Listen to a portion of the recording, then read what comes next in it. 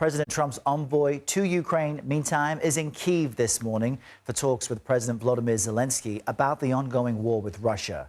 The meeting comes a day after the U.S. and Russia agreed to begin work on bringing the conflict to an end, following face-to-face talks here in Saudi Arabia, as you're seeing now. Missing from these talks, though, were any officials from Ukraine. Yesterday, Zelenskyy said he was surprised his country hadn't been invited to those talks and reiterated a decision about ending the war that cannot be made without Ukraine. President Trump said he was disappointed by Zelenskyy's reaction and appeared to blame Ukraine for the war, even though it was invaded by Russia. But today I heard, oh, well, we weren't invited. Well, you've been there for 3 years. You should have ended it 3 years. You should have never started it. You could have made a deal.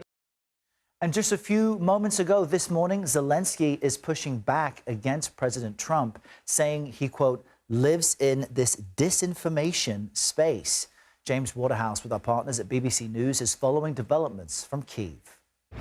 I think Kyiv's worst case scenario couldn't even pictured the past week at the start of what is going to be a very difficult peace process for Ukraine. Not only has it not been involved in the first round of talks, which solely involved Russia and the US in Saudi Arabia, but we now have Donald Trump increasingly aligning himself with Moscow, where he suggested President Zelenskyy has an approval rating of just 4%. The latest figures suggest it's more like 52%. He's echoed that Moscow demand that there need to be elections in Ukraine, when here they have been legally postponed under martial law. And there are, of course, practical difficulties with hosting an election.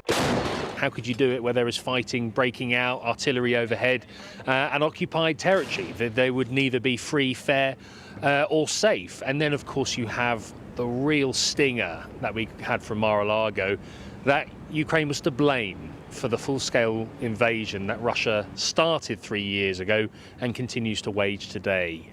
The American envoy to Ukraine, Keith Kellogg, has arrived by train, where he will meet with President Zelenskyy.